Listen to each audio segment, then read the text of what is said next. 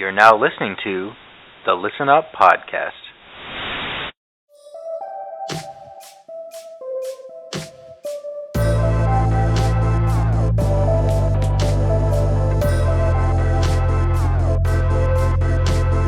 Listen up. Listen up. Listen. Welcome to episode 125 of the Listen Up Podcast, the episode that was supposed to be the second day of the new year, that is now probably the 5th or 6th day. It is just time. It is what it is. Time after Christmas doesn't exist, so here we are.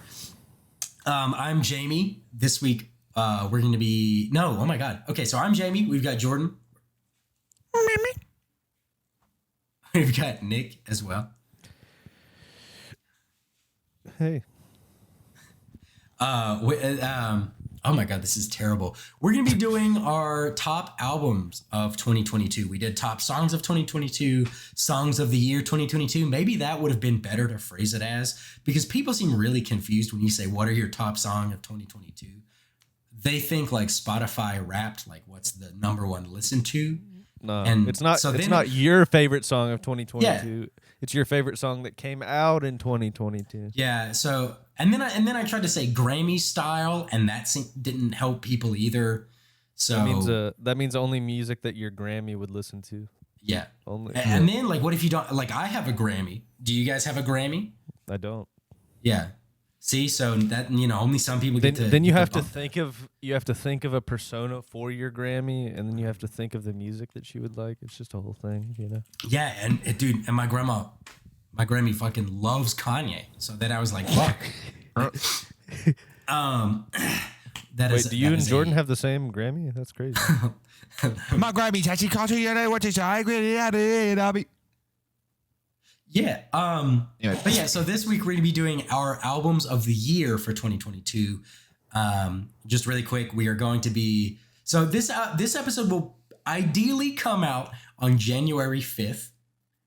It was supposed to be the 2nd, and then we were taking the week off after that. So but that's still the case. There will be no episode coming out on Monday, January 9th. We are taking the week off, and then we will be back with the album that Nick is going to tell us at the end of the episode. We're going to be back to just us three, hit the ground running. There's going to be some new stuff. This is Listen Up 2.0 if you're a longtime listener. I wouldn't say we're going into 3.0, but maybe like 2.1. We got a little bit of a patch, hopefully, that's going to be done with that time off. So be on the lookout for that. And then we will be back on January 16th to our regular weekly schedule. I know it's been a shit show. I have not made any social posts. If you want to follow it, Listen Up Podcast or Listen Up Pod on Instagram, Listen Up Podcast on Twitter, Listen Up Pod on TikTok. I'm behind on that too. Just follow the podcast on Spotify. You'll get the follow it on Spotify. If you check your podcasts every couple of days, you'll see it. Yeah, exactly. YouTube, you can like, subscribe, notify the bell notifications. Basically time after Christmas doesn't exist, and then especially when you get the flu for the last half of that on your way driving back across the United States, it really doesn't exist. This is like the first day that I'm actually mentally fully sharp. So it's been weird. It's been a weird time. I don't even know if I knew that you were sick. I don't think I knew that either. Yeah, well, because I was a little sick, because Vic's folks were a little sick, right? And we were like, well, I mean, like, we'll just hang out outside and like really be mindful about touching our faces, because they tested negative for COVID, so it's not that. So it's just like the cold flu seasonal shit. And we're I had that too. We drove 1,600 miles. We'll get a little sick. If it is, so be it. And we were totally fine. We were like, oh, we got out unscathed, right? And then fucking we left Tuesday morning to drive back here. We made it 3 days. So we got back here Thursday night. Thursday, probably like 4:00, about the time me and Vic switched for the last time for the drive back. I was like, my equilibrium's off. Oh. I was like, or not equilibrium. My homeostasis is not. you don't feel sick. Your but body like, just feels different.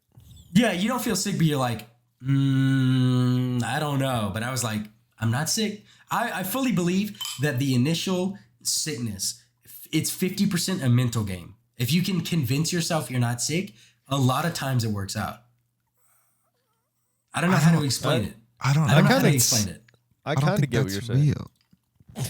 And it depends. It only works with like colds and shit. If it's like a real sickness, like what this turned out to be, it doesn't work. You're just lying to yourself. But if it's just like a minor cold that's only going to last like a day and a half anyways. No, I know. I feel like most thinking- of the time, I mean, yeah, I think that's just you powering through it, though. I don't think anything physically actually changes. Yeah. I but- mean, you're probably like still actually sick. You just don't notice it, which maybe that's worse because maybe then you're like, oh, I'm totally fine, and you're carrying on. that is true.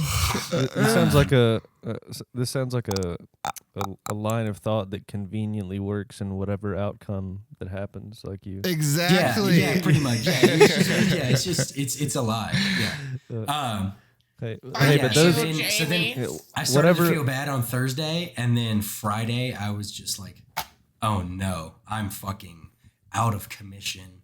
Yeah. I was like, thankfully we don't have any New Year's plans. But then by the time, so then I had like one of those things where when you have a fever and you sweat it out at night, and then like your fever breaks and you wake up covered in sweat, and you're like, okay, I'm fine, right?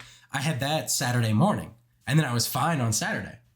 So then we were like, well, I mean, like we don't have plans, but like we'll go, like we're fine now. So it's like it's gone. We'll go downtown for New Year's, just us. So we went like took the train at like 11, came back right after midnight, and then totally fine. And then Saturday that shit was like a roller coaster. It came back. I was like, what the fuck? Oh, God. And then I was done. I was toasted. Sunday and Monday out of it. Yesterday I was okay, and then today I'm finally like I sound probably to the listener, I sound congested, but I feel totally fine. It's just congestion, which like, is the what most are they- annoying part of sickness. Yeah. What do they say about antibiotics? Like you should always take all of them because even when you feel better, there might be a little bit of the bacteria left in you, and like it could be something like that. Like you go out, Yeah. like I don't know like how much you drank or anything. Like but a virus. Nah, dude, that was a whole fucking thing. We do you did. mean? Okay, so yeah, now I guess I have to. So we did a few shots of tequila here because we're specifically not going. We're going out, and we're only going to be out for an hour and a half. So we're not going to go to a place with a cover. So therefore, like we can get maybe like we'll get like tequila shots for midnight because we don't like champagne. So we're like we'll do a shot at midnight, whatever. So we do 3 shots of tequila here over the course of like getting ready, and then we go downtown, and we went to the first place. Waited at the bar, took forever. It was like a loud ass sports bar out here called Tom's. It's something. It's right next to Coors Field. It's supposed to be like a big, like it's a billion like screens with every sport imaginable, and it's loud. I hate going there, but we're like, it's really cold. This is next to the train station. It looks like there's a lot of people going in here. It'll be like a good crowd, whatever. We went in, we waited at the bar forever. Even Vic, who's like, cleavage, like hot girl there, couldn't even get a drink. So we're like, not worth it. We'll leave, whatever. So we went to it, and then we were like walking, trying to find spots, and then we finally got to one at like 11:50 when we got in. And then we stood at that bar, it was like a dive bar that everyone was packed into. So it was like, it was one of those bars that even though the place was filled, they still had the chairs out. So you had to like go through the people in the chairs, like a wall, like a phalanx to order at the bar. And Vic ordered 2. She was like, can I get 2 doubles of tequila Blanco? And the bartender was like, yeah, I got you. And then Vic was like, with lime. And she was like, yeah. And then she poured it. She gave it to her. It looked like, it was clear liquor. So I was like, that bottle looked like it was vaguely tequila. I believe this. But then she like didn't give her limes. And so Vic stood there for so long because it's like, I'm not going to throw up right now. So I need limes. She eventually flagged down a different bartender, was like, hey, can I get some limes? They were like, yeah. So we're like, okay, sick. So we did the shot at like 11:58. We like got them and then we threw them back, and it was minty. It tastes like peppermint. And we were like, that wasn't tequila. Don't know what it was. It wasn't peppermint vodka. I think it was like schnapps or something. Because it was also I've never had schnapps. It was only like $16 for 2 doubles.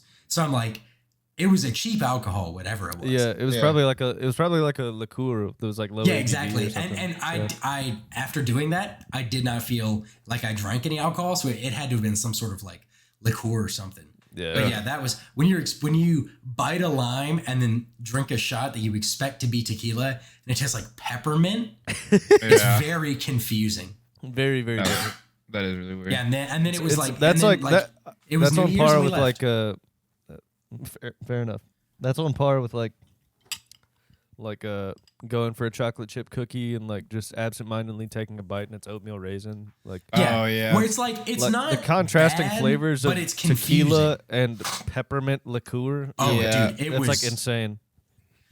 Or yeah, and like I said, it wasn't like nauseating. It was like if you go for orange juice and you get milk on accident, like that's like, oh my god, this is so different. yeah. I'm gonna like, what the fuck? But it was just like, what? Yeah. And then and I thought it was weird when it was only $16 for 2 doubles. But yeah, that was odd. That was a very odd. We still don't know what it was, but I assume it was like peppermint schnapps or something. New Year's Eve for me, 5 drinks, $19. Beat that. Bro, That's that's insane. was that when you were down in Charlotte and you were texting us? You were like, guys, Yeah, I was like, It's this place is crazy out here. amazing. If we're ever all in Charlotte for some reason, we have to go here. like I said, I And want you to guys- give it a fair shake. You guys have to let me get in a bar fight over yeah. pool. dude, I want to. Over someone hogging the jukebox. Do it, dude. Do Yeah, it. didn't you say you got pissed at a guy at the jukebox? Yeah, some dude was being a fucking. I really need dickhead. to educate these people on my Is he being a music. real- he was being a chill, real chill, cock? chill. No, not like I was standing there and like I had never used it before and like and I was like reading the instructions and shit and I had tried to use it already and like I was confused because like they were like, yeah, like whenever you put in a song it just adds onto the queue, and I put in 2 songs and then later only one of them played on the queue, the second one that I added, and I was like, I mean, it is really old, like it might just be messing up or something, I don't know. Right. Yeah. But like later when I went up there, he was like, I was standing there like looking at it, and he walked up, and I like asked him like a question, and he didn't hear what I said, and he was like, and he gave me the wrong answer, like a completely unrelated answer, and I was like, no, like whenever you put in a song, does it add to the queue? And he was like, yeah. And then he just added like 5 songs in while I was like standing there right next to him, and his girlfriend was like, hey, like wasn't he gonna put a song in? And he was like, I don't know, he's been over here for like 30 minutes, and and I just looked at her and I was like, yeah, I just wanted to put one song in, and I just put the song in and walked off. Honestly, I think I was like, he wasn't really like what he said wasn't that bad. It was just the way that he said it, and Yeah. I wasn't even that drunk, and I was kind of tired, so I was just kind of irritated. And, Yeah, makes sense. but yeah, I gave him the light shoulder brush and walked You on. should. Look at Nick. Give him with Look at the his fighting era, dude. When I'm at the damn saloon and I'm looking at the George Jones songs, okay? Don't Yeah. come for me, all right? Yeah. I'm Nick, I'm just trying to play Whiskey River, all right? And, Whiskey and you're over, River, take you're over here my you're queuing up Hank Jr. I don't want to hear that shit, all right? God damn. Yeah, Hank Jr. is she left me, I'm gonna cry. That's what Hank Jr.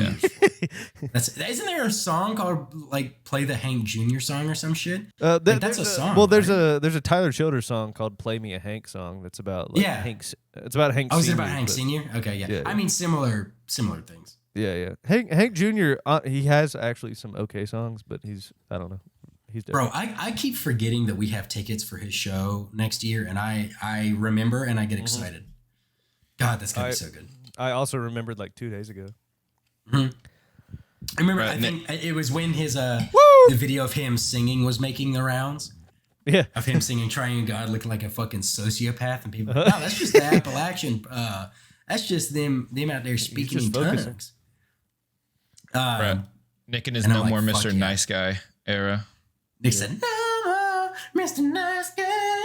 Nick said, okay, pal, it's time to get off the jukebox. Everybody Okay, here is buddy, a little annoyed. You've had your turn. All right, hey. Okay, listen, buddy. Everybody in the saloon wants a turn. All right, man. I think you better skedaddle before things get out of hand. Listen here, bud. You better scram before we make a little dust up. All right. What is it? Make like an egg and make like an egg before you get folded like an omelet.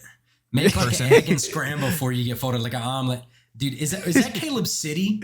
That was him, right? Yeah. Dude, his vines were so underrated. He's such a funny fucking guy. Dude, I've been following him for like years now.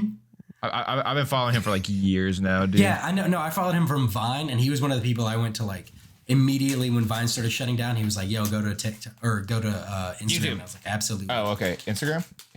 He got really popular on YouTube too. Bro, the fucking one of the guy clapping is just his ass. She's like, "Why aren't you using your hands?" It's just that.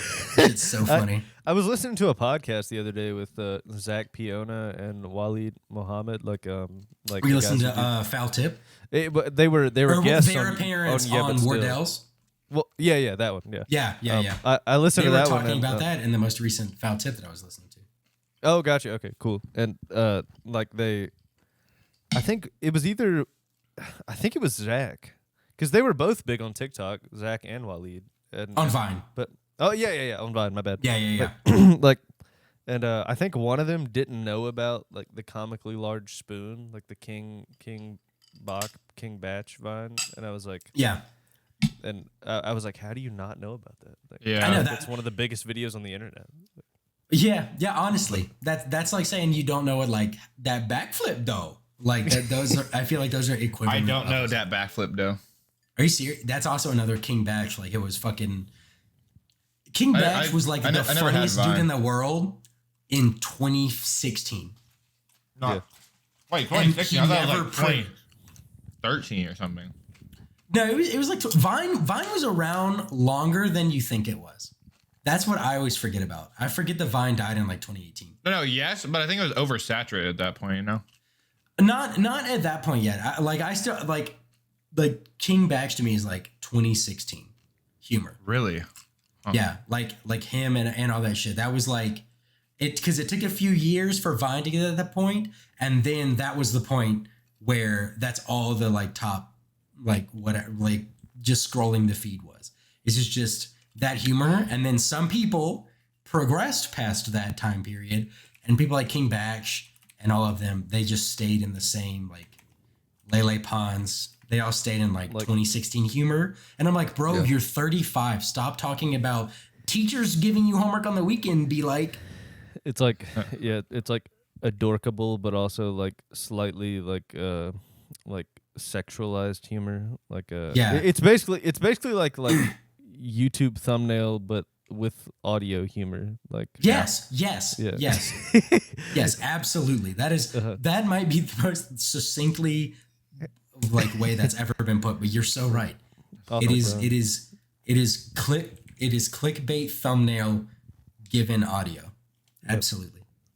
I guess if we want to talk about our top albums of the year, I think I'm good actually. See now, we're good. See now we're back to the like. It was fun doing it all in person, but the vibes were off. You know, we got to do it like. It was because like that. It took us like 20 episodes to get normal here. It was because of that bird's eye camera angle. Like I was looking at us on the TV, and I was like, it feels like I'm being watched. It feels like 1984. Yeah, Jordan, I think you're 1984. I don't know if you know Fahrenheit. Oh wait, whoops! I accidentally fucking hit it. I thought you just muted yourself because you were eating. I didn't realize you were talking. No. I was trying to type something and I accidentally hit the fucking mute button and said thank you for that. I would have just been like, you're welcome. And I kind of was like that for a second, but we would have said, start off with your number. So if you didn't watch last week, we're gonna do 5 albums, our top 5 albums. We're gonna do it in descending order. Descending order. Okay. We're gonna start off. Jordan's gonna give his number 5, and then I'm gonna do my number 5. Nick's gonna do 4. No, Nick's gonna do 5. Jordan's gonna do 4, and then we'll repeat. After we announce our number 2s, we'll announce the guest's top album of the year that I have on a list in front of me. And then we will do our number 1s. And Nick will announce what we're going to be, not next week, but on the 16th, coming back with as our regular like reviews of albums. What were we doing honorable mentions at the beginning or in between? Oh, honorable mentions. I couldn't. I think last time we did it at the beginning, right? But we could also do it between second and first. No. We didn't do it at the beginning because we between second and forgot. first, but I can't remember if we did Because it we before forgot, the guests or after the guests. Well, I think honorable mentions normally go between 2 and 1, right? Yeah. Yeah. So we'll do our honorable mentions since it'll be quick. We'll do it right before the guests. That way I can get all the guests in the same spot. Get all the number ones. And for our albums and not the guest ones, because I forgot to get their albums until today, so I didn't have time to ask a follow-up question to them. But at least our top 5, and maybe a few more, we'll throw some honorable mentions if we want to pad the playlist. But there will be a playlist when this episode comes out that has a song that we've chosen to represent each album in the playlist. We did a similar thing last year. I think it was episode 77. It was in the 70s something. I only know that because I looked at the clip today to mimic the cover art for the Instagram. My memory is terrible, so that was not off the dome. But yeah, so without further ado, if you want to take us away, dude, my life is a goldfish moment at this point. Literally, Jordan, if you wanna like every single time I talk to my girlfriend, I like am telling a story and like something else relevant will come up and like I'll make a tangent or she'll make a tangent and then I'm like, what was I talking about? And I just have no idea. And if you give me like 2 seconds, I might think of it, but like I'd say 75% of the time I can think of it if you give me a second. Yeah. But sometimes I just can't. It'd be like that. 25% is too high of a statistic for a quarter of the For time. being- Me not remembering what I talked about years old? after 10 seconds. Yeah, I guess you're that's bad. 24 now. But yeah. Not Hit great me a time. walker. All right. But yeah, so without further ado, Jordan, if you want to start us off with your number 5 album and the song you've chosen to represent it. Again, there weren't many albums I liked this year, so it was a little difficult, but I was able to do it. Did this one actually come out this year, though? It came out in 1993. Is that the same thing as? It came out this year? Shit. Close enough. We'll count it. It was No, I'm kidding. Dawn FM, The Weeknd. And then I say the song too. Yeah. What song would you like to represent it? Less Than Zero. Ooh, hell yeah. Okay, that's a good one on that one. Not one that I would have thought you would have chosen. I feel like that's like the most indie rock song on the album. I'm surprised you picked it. It was kind of, I wasn't super like held to the album, so I think that I had to listen through it again just to like see which one I liked again. And I don't know, for some reason, when I was listening to it again, it just felt good. It felt good to listen to, you know. Yeah, that was episode 94 of this podcast. We covered that one. But yeah, so that's what, and I remember I don't think I gave that album like I can't remember how good a review I gave it. You gave it a 5. So yeah, it was relatively okay. Good. Yeah, it was decent. But again, there's just not a lot of albums that came out this year. But I did like that song a lot too. So yeah, no, I got you. Yeah, I mean that album's great. It's one of my honorable mentions. I will spoil that. I did not. It was close though. If we did 10 like we did last time and not the guess, it probably would have been somewhere in 6 through 10 for me. But instead relegated to the honorable mentions. Okay. Yeah. So my number 5. I think it's the first live album we've ever mentioned on the show. Okay. But because I feel like live albums are typically like greatest hits albums where it's like, it's a little bit of cheating. However, almost every song on this live album came out on this guy's other 2 albums that are both honorable mentions for me. And I like the spirit behind it. The album is All My Homies Hate Ticketmaster, which is Zach Bryan's Live at Red Rock show. He put it out about, I think at this point about 2 weeks. It was sometime around Christmas. It was like, Merry Christmas. Here's All My Homies Hate Ticketmaster. Because he's been very vocally like crusading against Ticketmaster and like wanting to get the fees, like like just go against them in general. Yeah, which has been very funny on Twitter. But yeah, it was the show that I was so sad I wasn't able to get tickets for because it was like snowing and he played the song Snow. Would have been a whole thing. But most of the songs are from American Heartbreak and Summertime Blues, which did come out this year. So that's why I felt pretty good about choosing it. It's predominantly songs released this year. The song that will represent it for me is Quitting Time, which is off of Summertime Blues. It's the first track on it. And live, there's like a trumpet player that he has in it. And then there's a like killer guitar solo, like it's not in the studio cut. And then the banjo in the outro just absolutely rips. So yeah, very, very good time. Lovely. It's my number 5. He was great at Bonnaroo. I know, dude. He's one of the guys I really hope I get to see him again live. Yeah, that set was like kind of like turned me on to him because I liked his music, but I never really checked it out until after that. Yeah. And then he came out with a 34-song album, and Jesus. And then a few months later, he came out with another album. Yeah. Oh my God. And now a live album. That's too much, bro. I barely want to talk for. When you say live album, is it just another?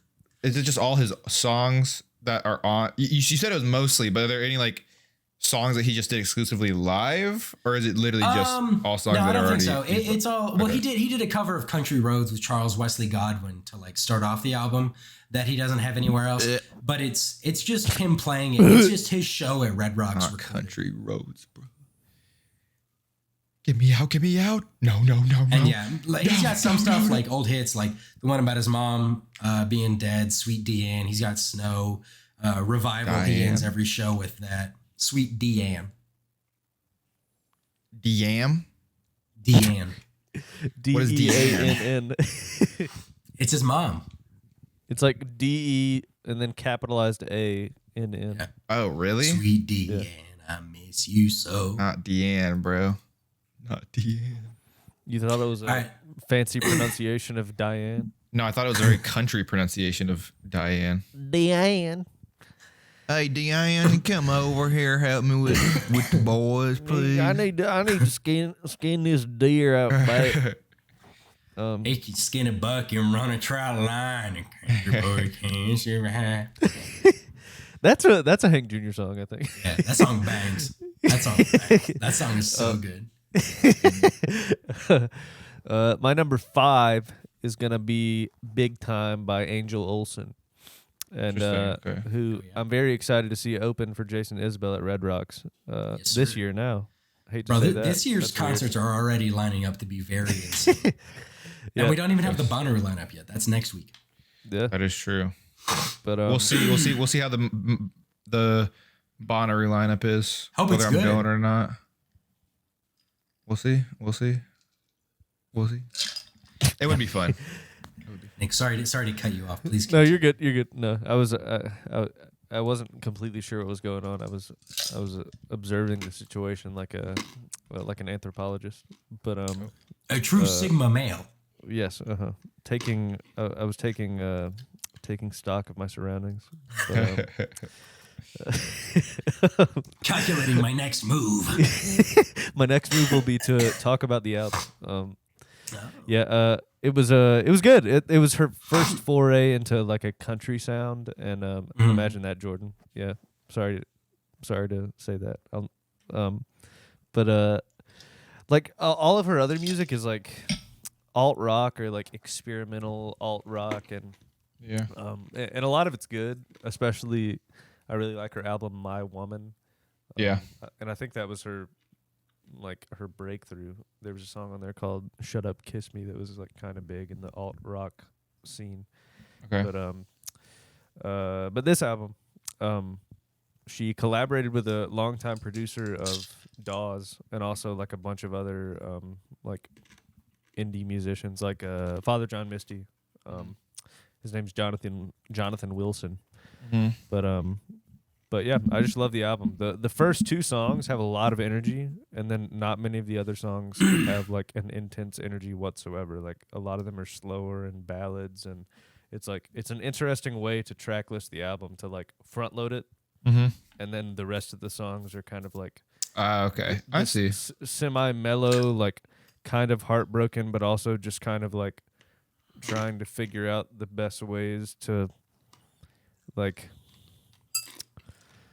to go through your emotions. To like, there's a lot of like hypotheticals and talking about dreams, and it's really interesting. But and there's a good amount of strings on it too, so I feel like you might be inclined to like it a little bit more, Jordan. Interesting. But I think my favorite songs on it are Big Time. That's a really great song. That's the second song, one of the higher energy ones, and Chasing the Sun, which is the closer, which is like a heavier but really beautiful song. But I think the song to best represent the breadth that the album has is Right Now. Okay. So, yeah, check it out. There's a really funny part in that song that's also my favorite part in the song. It's the introduction of every chorus where she says, "Why'd you have to go and make it weird?" And and like this like huge guitar riff comes out, and there's also like bass and drums that happen at the same time, and it's like and like all the sound comes in. Oh, so good. Dude, that reminds me of the why'd you have to make it weird, BoJack? You remember that scene, Nick? You remember that scene? Have you watched BoJack enough now where you know every scene whenever he references anything? Does Sarah Lynn say that to him? No, it was actually Diane. It was at the top of their roof. Her or Diane. She's smoking. He's like, "Am I still good?" Blah blah blah. And she's like, "Why'd you have to make it weird, BoJack? Why'd you have to make it weird?" So yeah, sorry, that's just what it reminded me of. Wait, is that the end of the show? No. It's like in the first season. That's after like he kissed her. Oh, okay. Casual. I mean, horse woman relationships. Yeah, spoiler alert. He kissed her, but then it's like they're talking like at a party or something. He's like, "Why'd you have to make it weird?" He's like, "Oh, sorry." It's like, yeah, Will Arnett's like, "I'm a horse." No, literally. Oh gosh, that's fucking Will Arnett. I'm addicted to pills and alcohol. Sarah Lynn, I'll be right back. Good show, Jamie. You should watch it sometime. It is a great show. Nick, where are you going? I'm just getting another beer, but I'll be right back. Okay. He's getting another. Someone get this man his car. No, but I should really watch that show. I fucking like. Okay, I'm back in my era of finishing TV shows that I start.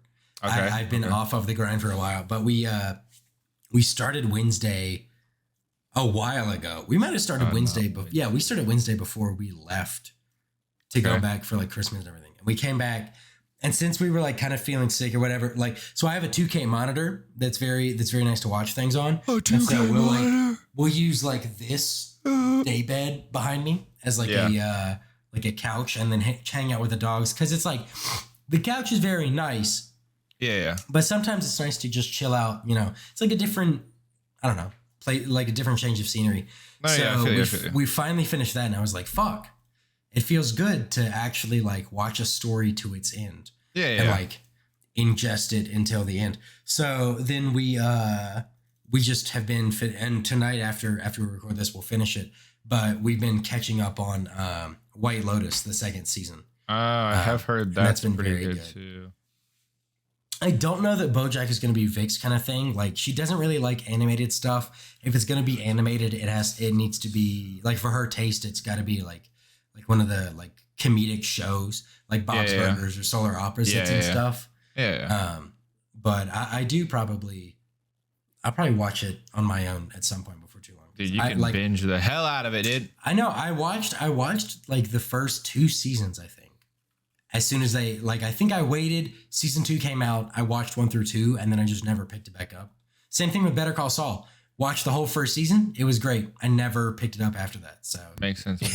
You haven't watched any more than the first season of Better Call Saul? No. So that's crazy. I was just telling Jordan, we finished Wednesday, and tonight we're gonna finish White Lotus. Bro. Nice. The first 2 episodes started kind of slow. The White Lotus?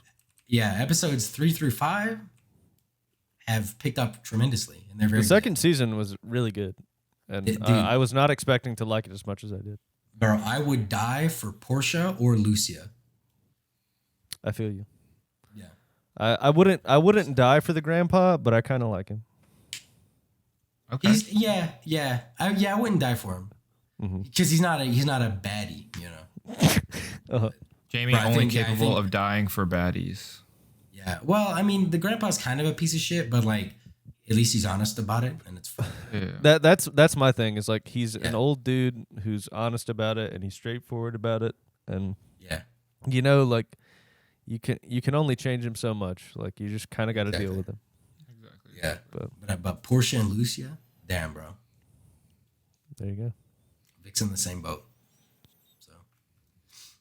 I remember, the whole last episode. There were quite a lot of Lucia on screen, and we both just got looking at each other like, damn. Lucia, like her the actress is named like Simona Tabasco, I think. Winona. And I remember, I'm sure that's not how you say it because she's Italian, but Right.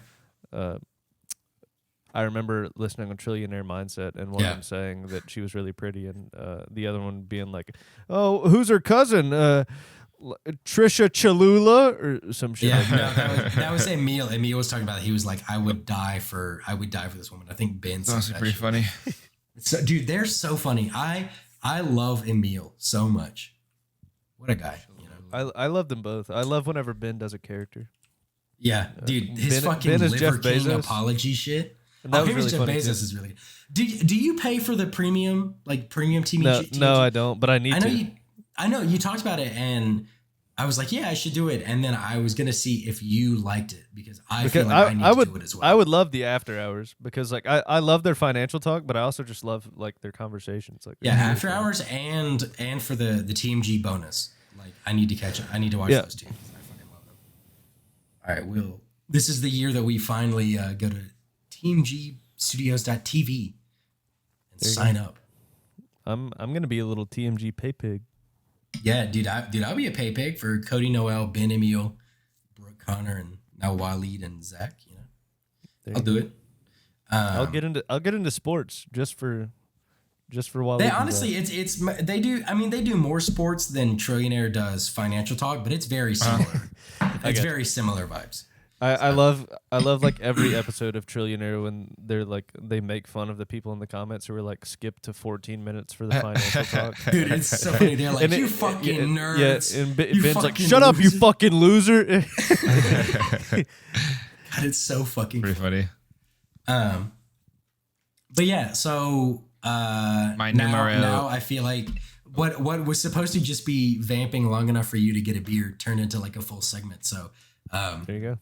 now continuing down the list, number 4, I actually have this vinyl. It's the first album that I know of that I listened to that came out this year. It's going to be The Alien Coast by St. hell Paul yeah. and the Broken Bones. Nice. And Okay. it's a great vinyl, but it's one of the ones that's very reflective, so it's hard. Boy, to, shiny. yeah, but dude, I was this like, I Lousy. cannot. I can only see your fucking. yeah, I know. I hate how Ring hard light it or is to pick up whatever. on camera because it looks so fucking cool. Yeah. One of my favorite T-shirts I have is the black one that I got at the show. But it's very like it's by far their most like out there record. I would say it's very close to their sophomore record, Sea of Noise, which I also really got into. I guess last year now. But Okay. I really got into Sea of Noise after we saw them live, and they did Sanctify as the Paul walking around and like being in the rafters, like singing. And like I was like, I need to listen to this album again, and I did, and I was like, fuck, every song on this is good. How did I like actively dislike this album for so long? Interesting. So yeah, Alien Coast is very much a similar thing where it's like it's still them, but it doesn't have like the big jazzy trombones, trumpet sections as much. Okay. But it's very much got Paul's vocals. They're doing like weird shit on it. There's killer guitar on it. And I don't know, but then there's also like the heartfelt shit, like Popcorn Ceiling, Letters from a Red Roof Inn, that end up the album on a very like interesting, introspective note and stuff, which is just kind of a hallmark of theirs, and I really fuck with it. So yeah, the song to represent it was actually I think the lead single for it which is a little cliche, but it's really fucking good. And it's the first song. It's 3000 AD. Okay, Which is the I've first track on heard the of that. album. But Yeah. That would be Oh, very good. baby. It was either going to be that one or Alien Coast, but I just really I feel like 3000 is a better introduction because it just goes so hard so quickly. So yeah, I'll rock with that as my number 4. Okay. So Nick goes now then? No? No. Yes. Wait, but I started first though. Yes, Nick goes now. How did you? But I did you didn't hear forget Jordan's. what the- I didn't hear Jordan's number 4 pick. I don't think. No, I never said it. That's why I was confused. All right, well, Yeah, I guess I was I'm about stupid. to. I was about to interrupt Jamie and be like, "Hey, am I doing?" Right, you for some should've- reason, all right, well, for go some back reason, to I thought you Jordan. switched it and you were going 5 4 5 5 5, No, and then no, you I do just- it again 4 I 4 just 4, and then really I go. thought- I thought that you went, and then Nick said he had to get a beer, but no, he ended his. See, that's why I was so confused. All I right, was all like, right, "So never does mind. Nick go I'm now?" sorry- I'm Because sorry for making fun of you. That is fully my fault. and yes, my I was about to say, "Fuck you, Jamie." That's motherfucking Yeah, your yeah, fault. fuck me. No, Okay. that's deserved. Fuck No, I'm me. kidding, I'm man. kidding. I was stupid. No, I'm kidding. Okay, so my number 4 was Gunna DS4 Ever. It's like 4 and then Ever. So yeah, but it's not. Okay. Yeah, sorry. DS Forever. Sorry, I don't know why that gave me such a hard time to read, but again, it's a very hip hop album. I already like songs by Gunna. I was like, I should probably go with this one. And then I do like a couple songs on there, but Pushin' P is just so catchy. I had to go with that one. All right. There's other good songs on that, but I had to go with Pushin' P just for the culture, you know. Yeah. And so yeah, that's my number 4. Free Gunna, free Thug. Austin be like, Dude, his shit. The album was so good. It makes me really think he's gonna be out early. Free Thugger. Free Dude, Thugger. that shit's so funny. It was Gunna so is funny. out now, right? Yeah, Gunna is out now. Yeah, I thought so. But it's still I think he did snitch on I think everybody's snitching on Young Thug. I think he's gonna get What? all of the I think not snitching, but like they ask a lot of questions like if I saw a TikTok that was like it was Gunna and Thug in a car and they're like, Gunna, did you do this? And he was like, no. He didn't say like it was Thug, but it was like, it's implied that like it's him, kind of. I don't know how to explain it. And what did they get charged for again? It was like racketeering or something like that? It was the RICO charges, yeah. I don't even really know what that is, but It's charges that like were used to take down like Al Capone and stuff because it's like financial shit. well, Yeah. I don't even think is it Jamie? Is that finance? Rico charges deal with. Yeah, it's like something along racketeering or racketeering to an enterprise. It's like gambling, racketeering, shit like that. That it's not that loose, but it's kind of loosely defined so that originally they could take down mobsters with it. And Yeah, then now because it's technically they were so at the top that they could have just everybody do everything for them, They Right. couldn't be touched because they wouldn't do technically anything illegal. It'd be the individual person that they right. ask or tell to do the illegal thing to that would be doing the illegal thing, So yeah, that's pretty much it. And I guess as they arresting them was the first thing, and now like picking them all apart and going through to get more evidence, I guess is like what they hope and what is it being achieved right now. So Yeah. it'd be like that, I guess, Damn, it really do be like that. Damn, it really did be like I've already gone over my number 4 because I'm dumb. That is true. Oopsies. It's turn already. My number 4 is the album "I Walked with You a Ways" by Planes, which is the duo of Waxahachie and Jess Williamson. Waxahachie, also known as Katie Crutchfield. Crutchfield. I think it's Crutchfield. I think so. Yeah. Apologies, Katie, if I mispronounced your last name. I know you'll be hearing this. But Yeah, no one laughed. Because I don't get that joke. No. I'm too stupid to get it, Nick. So don't take that as a. No. I just referenced a singer by name, and I said I know you'll be hearing this. Oh. But, yeah. Sorry, guys. But it's pretty good. Similar vibes as the last one. More energy though. Yeah. Okay. But I think I'm gonna go with. I think it was the third single for the album. The song "Hurricane." As my in 3D. Sorry, I started singing Hurricane, but yep. See, lightning strikes the beat. Yeah, see, Nick knows. That might have been the best song on Donda. Yeah, Luanda. right. Luanda. Actually, Luanda, no, Luanda, definitely. Luanda. It was definitely Off the Grid or Jail, dude. I'm sorry. Off the grid. Kanye got me tripping. I would go with Off the Grid more than Jail. I was never a big Jail guy. Dude, you weren't, dude. Yeah, I Jail, wasn't a huge Jail I guy. really like Jail, dude. I would say either Hurricanes or Off the Grid were, And I think were my favorite. Donda. There were one or two with. I think there was a song called like "Praise God" with Baby Keem on it that I liked just because interesting. Keem was on it. But yeah, that's We off the grid. That's we have to transparent. That's what I But do. but yeah, We other eating highlights. grids. Other highlights. No record of wrongs. Problem with it. The first song on there, Summer Sun, all great. Check it out. It's I saw Jason Isbell tweet about it and say Bump this shit.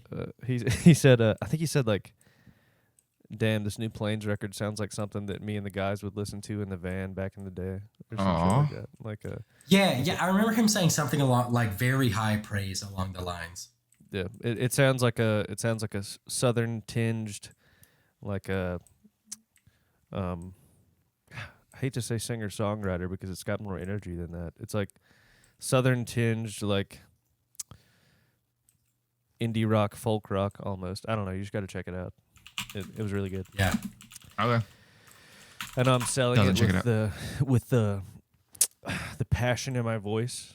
But you should check it out. I can tell Yeah, how guys, check it amped out. up you are. But yeah. So then I guess we're all the way back to Jamie, it's your turn again if you want to skip Jordan. Yeah, Jamie, it's your turn. Yeah, we'll continue the order. Sorry, you have to go again already, Jordan. Okay. That's my bad. Number 3 is going to be Laughing So Hard It Hurts by Mavi.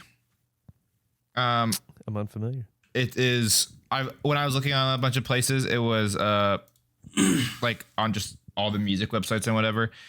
It's referred to as like one of the best albums this year, like even like breakout albums. The songs, all of them mostly have under 1 million, except like here and there. But he's also from North Carolina. I think Fayetteville. Oh yeah. Oh, cool. Fayetteville. Hold on. Fayetteville. Maybe not Fayetteville. Hold on. Maybe It's a liar. from This just did? Charlotte. He's from Charlotte. Nice. Yeah. So C-Town, as they always down to support a North Carolina rapper. And yeah, Bro, apparently it's just a really good album. I need to listen to it He more. needs to get a collab with the baby. Let's go. Don't do He that. might Who's who's the person from Winston that you really like? Corinne? Yeah. Someone shouted her out. I think Noelle was talking about Oh, really? favorite music. Yeah, someone I'm pretty sure in the TMG network said like, yo, if y'all haven't listened to her, check out Tia Corinne. Ooh, let's go. I'm pretty sure that may be a lie, but I think Noelle heard with the her name or something close to it, and I was like, oh shit, that's the like Winston Salem person Jordan was. No, talking yeah, about. definitely. No, it's I can't remember. No. Maybe it was Jeff from Rooster Teeth. Actually, I think it was him, not the TMG guys, which is arguably a much bigger conglomerate company, which I thought was fucking funny. But yeah, he's also the only guy I've heard talk about Polo G, which is funny. Dude, you don't know Polo? We pop out at your party. So the gang. It's not that I And don't it's know gonna him. be I a just rap- like I don't feel like a lot of people talk about Polo G. Dude. Okay, Not maybe a- not your sphere, dude. Polo G is like so talked about. Yeah, I feel like Polo G just isn't talked about in the circles that we run with very much. Yeah. It makes sense. Decorate your block with red tape, gon' slide every day. Bunch of Harlem spinning out the Glock.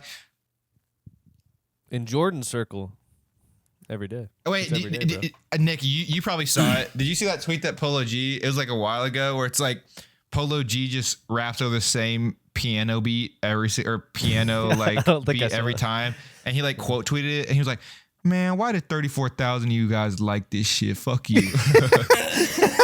It was so funny, and like he does do a lot of like piano type beats. So that was like that tweet with Dawn FM with like the person skipping through it, and it like sounds the same the whole time. Yeah. Bro, that was Gonzo's reaction to it. That's just what when EDM sounds like. That was Gonzo's reaction to it, I think, when it first came out, and then he really came around to it, I think. I liked it when it came out, and I came around to really love it, and I came around to really love it so much that I regretted not like trying to go out and get a copy of it for Record Store Day, because I think they did like a pressing of it for Record Store Day on Black Friday, and I just didn't go out and get one, but it looked really cool. I think it was like a red vinyl, and it had like a special cover on it. Yeah. But, yep. Yeah, I was about to drop $40 for that, but you know, the life of a turntable haver. Ooh, Criterion Collection guy. Yeah, my life a movie for real. See, I have like 20 records down there and 3 on my desk. And I don't have a turntable still, so. But I did get that 10th anniversary Lumineers record in the mail the other day. That shit. Hey, there you go. Lumineers. Love that album. Yeah, dude. The first one. Ho Hey, like, Dead Sea, Big Parade. God, Ho Hey, I wanted to like Charlie Girl. Never mind. I was gonna say that's really extra. I was gonna say I wanted to off myself whenever I heard that song. Bro, that's one of the first songs I learned to play on guitar. It's so bad. I was like, this is the first time I heard it. It was bad, dude. I was like 3 ounces too much of stage fright away from becoming like fucking the annoying guy in a beanie with an acoustic guitar at the campfire. I was so close to being just that dipshit. I've been trying to do it right. I'm living a long life. I'm asleep here instead. I'm sleeping in my bed. Hey, yeah. Sing it like a pop punk song, just with an acoustic guitar. I belong with you. You belong with me in my sweet heart. Hey. That hits different with you and the beanie right now, James. Yeah, oh, dude, I know. I was so close to being that fucking ditch. Oh, He's a dipshit. He's a dipshit. Thank God I have a deep-seated fear of rejection. Am I right? Hey, nothing keeps you humble like a deep-seated fear of rejection. Dude, I was scared to talk to Vic for the first like 3 shifts we worked together at the Y. She made me talk to her because I was like, pretty girl, I'm scared. Meanwhile, I was in like the best shape of my life. Hands down. Just had a 6-pack, and you're like, not really ab training, just swimming so much. Ooh, it'd be like that. Worked out. My number 3 album is gonna be "The Car" by the Arctic Monkeys. Hey, And I'm walking here. Let me see. Get the car out of the way. We did an episode recently. That was Vic's guest episode. It was in December. Episode 118. I think it was November. Oh. It was late November. Oh no. It was like 6 episodes ago, so time it doesn't exist at this point. But yeah, great album, great songs. Very good. It's very good. I really like it. You know, go back if you want to hear more about it. Episode 118. Since did they have a did they have a song on your Song of the Year playlist? I forget. No, they didn't. I think I had some honorable mentions. I thought you would have on my notes Sculptures of somewhere. Anything Goes on there. Sculptures might have been on my top. I'm not positive, but I know it was Vic's. It was her chosen Song of the Year. Oh damn! Yes, I do remember that. No, yeah, it wasn't in my. I must have forgot to write it down for honorable mentions unless I went off the dome. I'm not sure because it's not written down. But Vic had it as her Song of the Year. So in order to not repeat it for playlists, I'm going to go with my second favorite song on the album, Jet Skis on the Moat. Okay. Body Paint was a close contender, but went with Jet Skis. Okay. Love it. I love it. So yeah, that's my number 3. That one. Check out Body episode Paint. 118 if you really want to listen to an in-depth analysis. Perfect sense. So good. Yep. So what's your 3 on the year, Nick? My numero tres. Honestly, thought it was gonna come in higher, but just like listening to my number 2 and number 1 picks, I was like, it's just how it's shaking out, you know. Yeah. But Let us know. number 3 is "Hiding in Plain Sight" by Drug Dealer. Yes, the you do album- like. The album is like, it's honestly just like single after single after single after single, like it all fits together in a good vibe, but every song sounds like it could be a single for the album. Like every song is just like groovy and like gets to it and like Okay. Oh yeah. like I just love it. The only like more like chill song on there is probably "Hard Dreaming Man," and maybe that one and "Baby," but "Baby" has some crazy horns on it. But like "Hard Dreaming Man" is it was one of my least favorites, and I really grew to love it like after listening to the album countless times. I could not tell you how many times I've listened to it. Drug Dealer, I know you like them a lot. That's another one that either Jeff or Eric, they were talking about, producer Eric. Oh yeah, That was another one they were talking about, whose signature is on one of the shoulders. Yeah, right there on the shirt. Oh, you got it So- signed? Yeah, when I went up and saw the the Spice Face Rat shirt? Jam meetup at Voodoo Ranger like 3 months after we moved out here. I do remember I, that. That's I like worked a up core the memory courage for to have some Eric, reason. Sign I don't my know shirt why. for me. But yeah, I'm pretty sure it was him because he's a big like Steely Dan yacht rock guy. So I think oh it was him. yeah. But yeah, either one of them. They also mentioned they got into Drug Dealer a lot this year. I could definitely see that because They talked Mike- music on one of the supplemental episodes for a podcast called Anma. Gotcha. And Michael Collins, the guy who he's like the main guy behind Drug Dealer. He said like his parents are the people in the pictures on the cover of this album, and he said everybody needs to thank them for only playing Jackson Browne when he was growing up because that's the only reason he makes like music that sounds like this now. Yeah. But I only know like 2 songs by Jackson Browne. I know "Running on Empty" and "Rosie." Hey, those are great. More My than dad Dr. My introduced me Eyes. to both of those songs.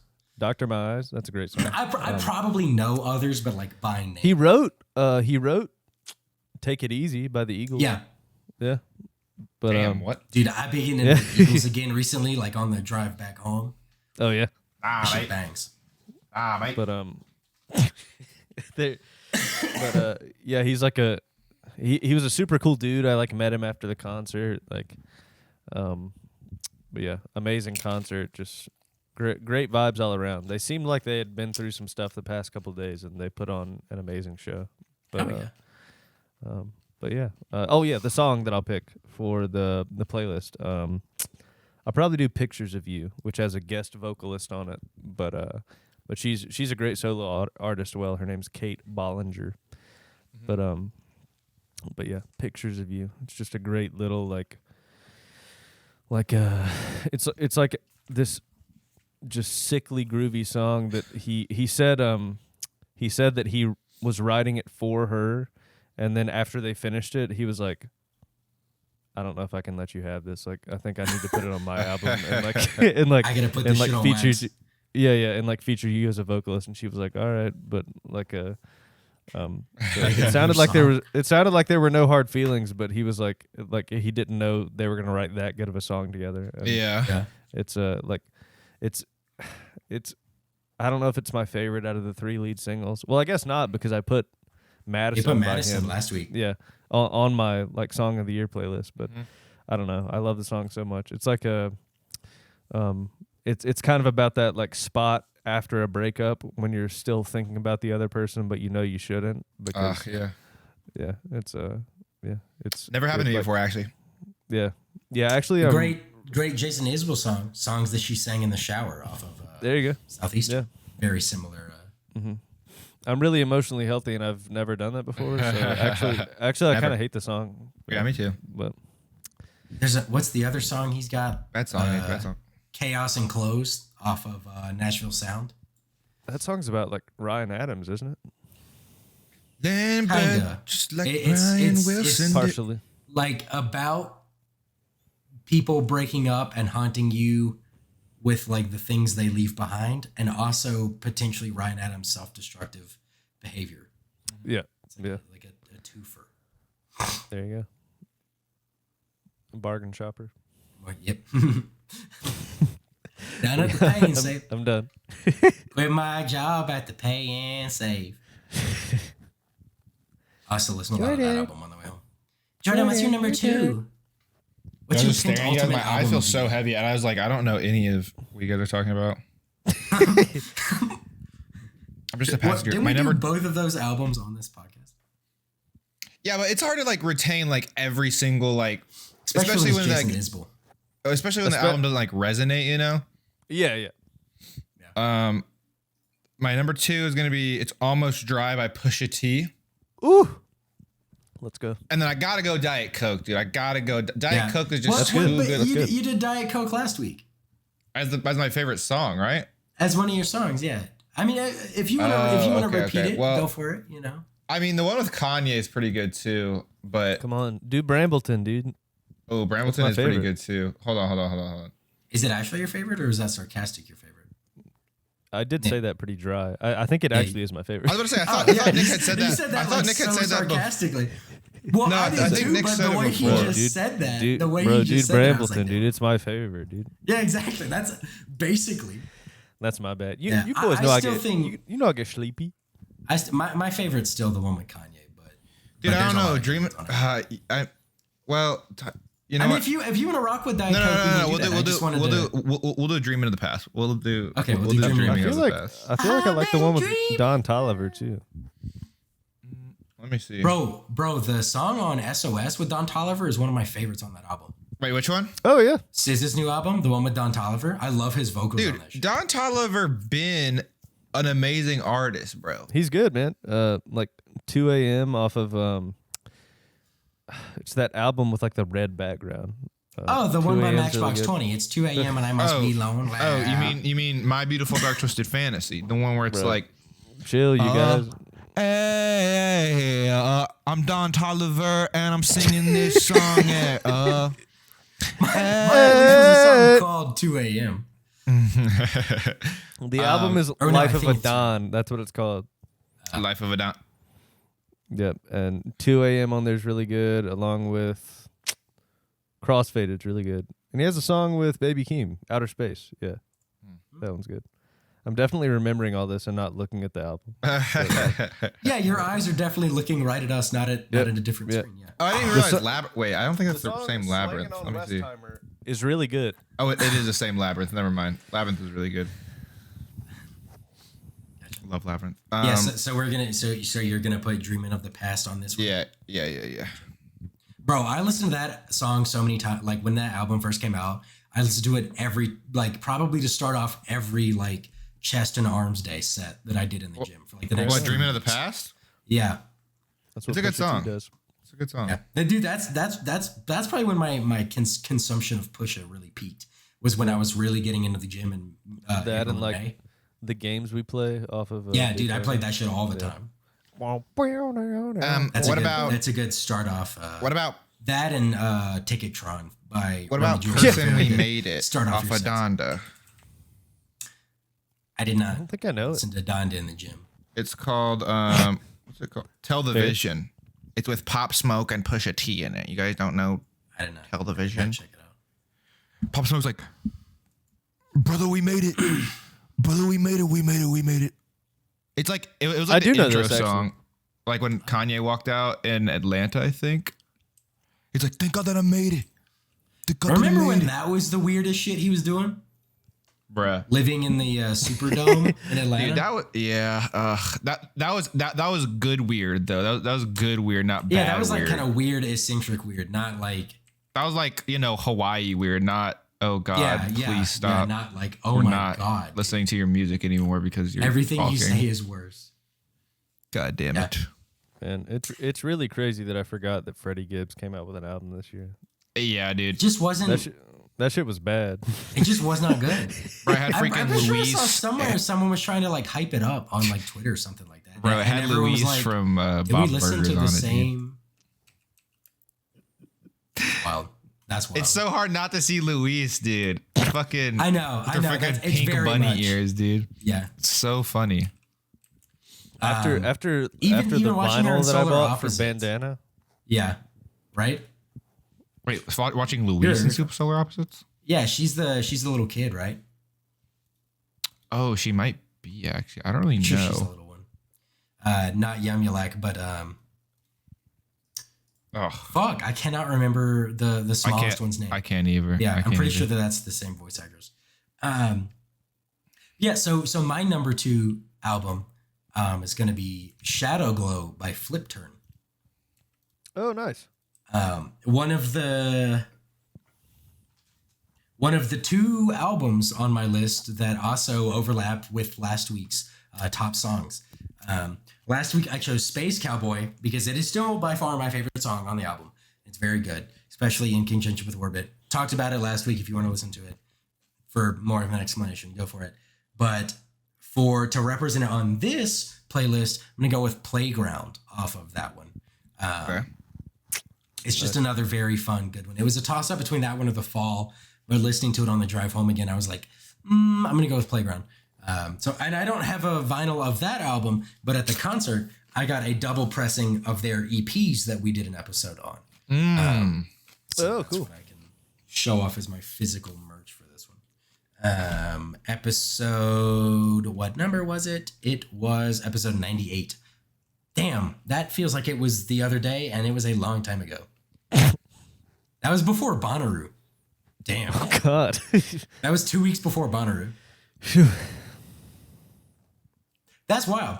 But yeah, so that's my number 2. I mean, I guess I can talk a little bit more. Like, the album is just very good. It's a very fun, like, not rock and roll necessarily, but it's just a very good rockier side of indie rock, kind of like Backseat Lovers a little bit, but with a little more like psychedelic synth type shit going on. Yeah, I mean, it's just like hits almost all the way through. Very good.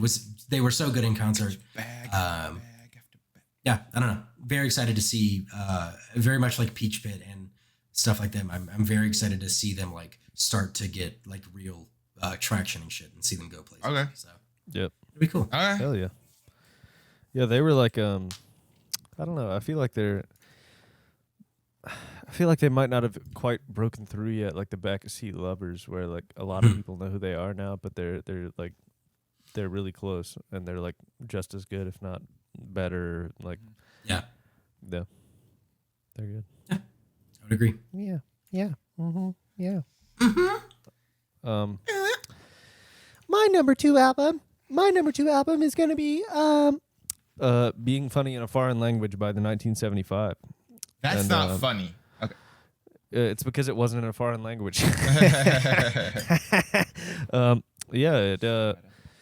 I don't know. He says a lot of weird stuff on the album, but he also says a lot of poetic stuff, which is funny. I like that. I like the combination of weird, offhanded remarks that seem like they don't make any sense, alongside like actual decent, like nuanced thoughts about the world. And all encapsulated in this crazy pop production that like people are jumping on the shit on Jack Antonoff train now. And Why? Like, Which I still don't get because they're saying because like, he's just everywhere. Like, he's just producing like every pop mega hit. Like, and they're like, it sounds the same. It's all bad. And I'm like, it's been one of my favorite Taylor albums in a while. I thought like the Antonoffication of Taylor, like, you can very clearly see his influences, but those are like my favorite songs on the record.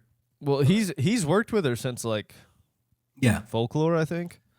But like I wasn't the biggest Midnight's fan, and I think that's like the most recent thing that he's worked on. But a lot of people really like it. I don't think that's what has spurred like people trashing him. Like, I saw some picture I feel like of him it started with the Swifties.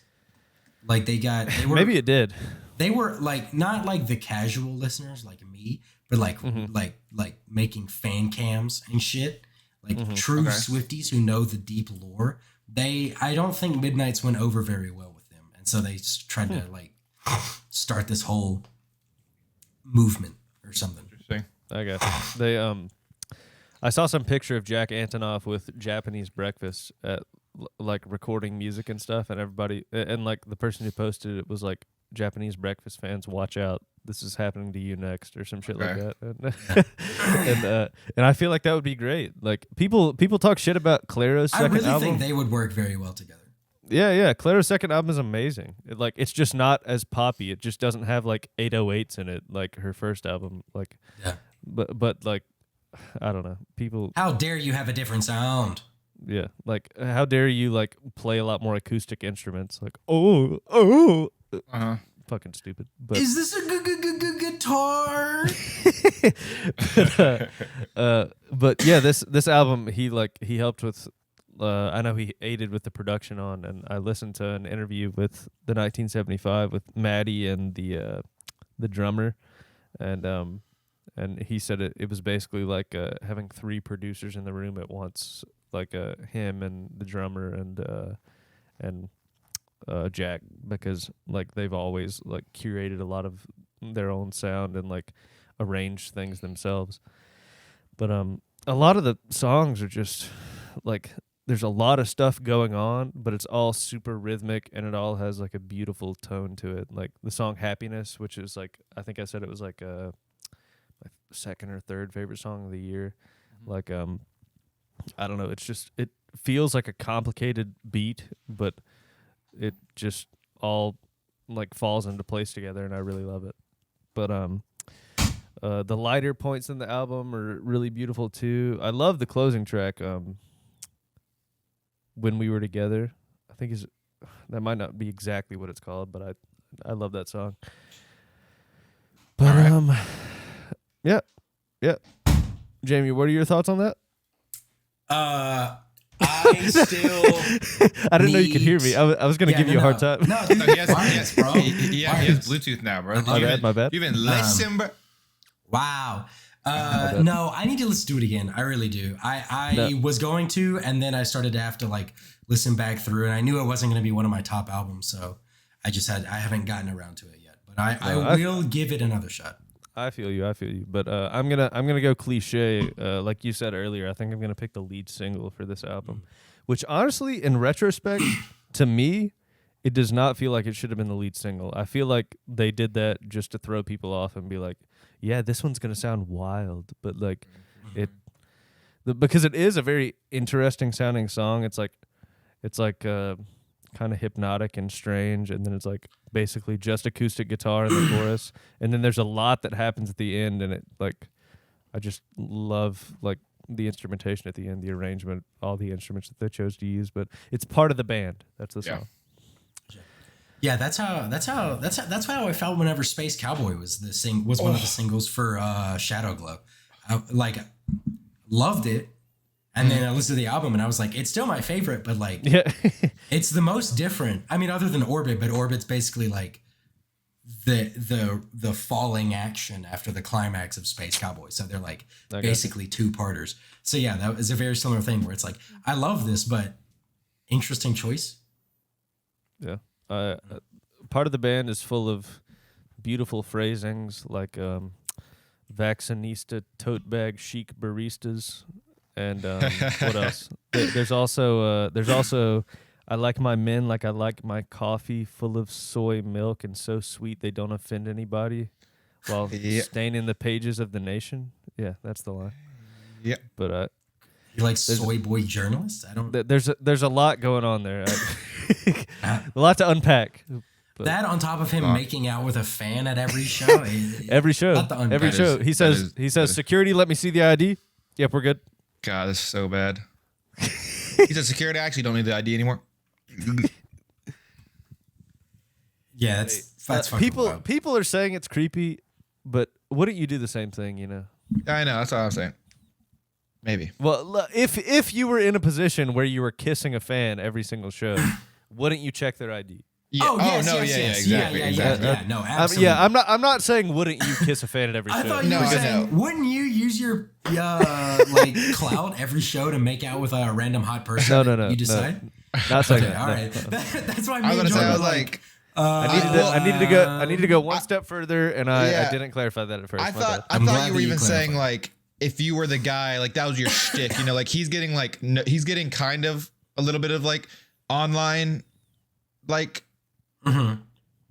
famousness from that. Like it's like a good, not good, but it's like it's his brand, and like those videos go viral sometimes. His like brand is being out there and like it's like this dude actually is kissing a fan. I thought you meant like keep going with that, not like just initially being like, yeah, let me just get famous just to kiss anybody that I want. Yeah. I'm glad you clarified, Nick. Yes, I would agree. If I were doing that, I would be IDing every single time.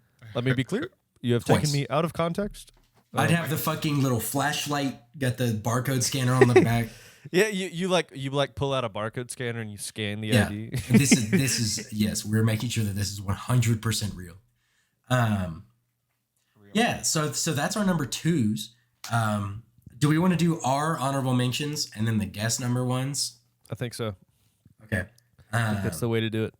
Do we want to keep the same order? Jordan, would you like to go first or you? Yeah. My only honorable mention was The Dream by Alt J.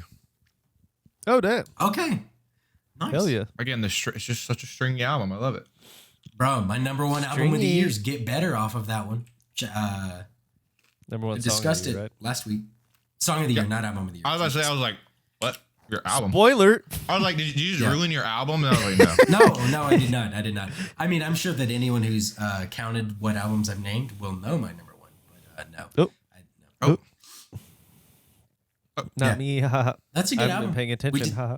That episode 85 with Jesse. We did that album. Oh, damn. On this podcast. Been a while. Yeah, it's been. Well, yeah, because the album dropped in February, and we did the guest season at the start of the year. Damn.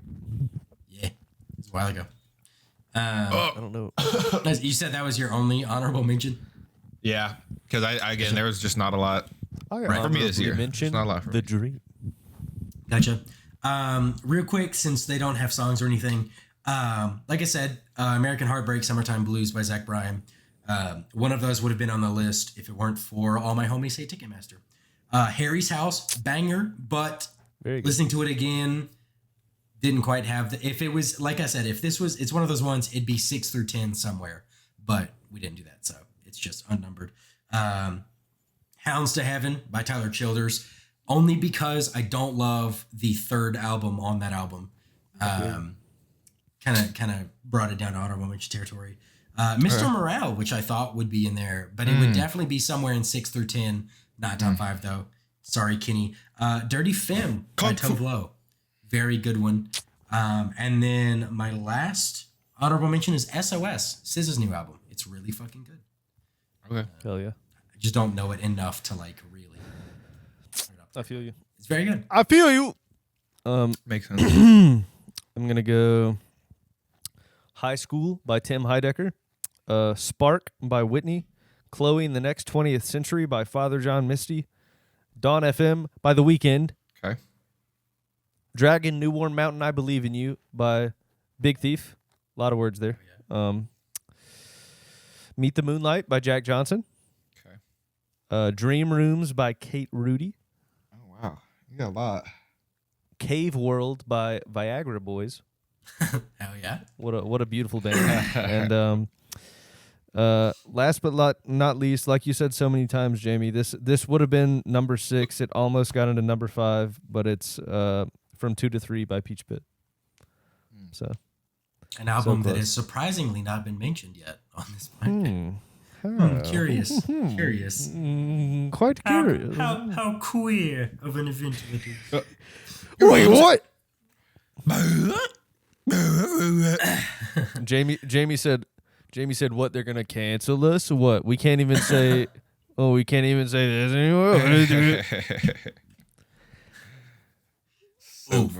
Bo Burnham type. Yeah, so that's our honorable mentions. And before we reveal our number ones, we'll do our guest number ones. So starting us off, these are not in any sort of order. This is just I wrote them down.